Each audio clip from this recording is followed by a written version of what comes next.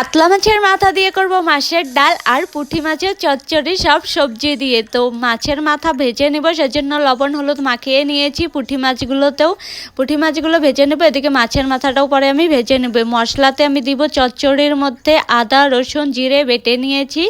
এবার মাছের মাথাটা ভেজে উঠিয়ে নিব। মাছের ডাল ওদিকে আমি সেদ্ধ করতে বসিয়ে দিয়েছি। এবার ফোড়নে দিয়ে দিব জিরে, সর্ষের তেল, পেঁয়াজ কুচি। সবজিগুলো এবার দিয়ে দেবো। সবজিতে লাউয়ের ডগা, সিম, গাজর, ব্রকলি, আলু, বিনস সব দিয়ে ভালো করে লবণ হলুদ দিয়ে ভেজে নেব। তারপর বেটে রাখা মশলাটাও দিয়ে দিব, ঢাকনা দিয়ে দিব। 10 মিনিটের মতো ওটা সেদ্ধ হতে থাকে। এদিকে মাছের ডাল সেদ্ধ হয়ে গেছে, ফোড়ন দিয়ে দিয়েছি। এবার মাছের মাথাটা ভেঙে দিয়ে দিলাম ডালের মধ্যে। এই চচ্চড়ি এবার সেদ্ধ হয়ে গেছে। ঢাকনা তুলে মাছগুলো দিয়ে দিব, দিয়ে আবার একটু ঢাকনা দিয়ে দিব। এবার ঢাকনা তুলে ভালো করে একটু ভেজে নেব। তারপর বেটে রাখা সর্ষে আর কাঁচা লঙ্কা একসঙ্গে দিয়ে দিব, দিয়ে নামিয়ে ফেললেই বাস।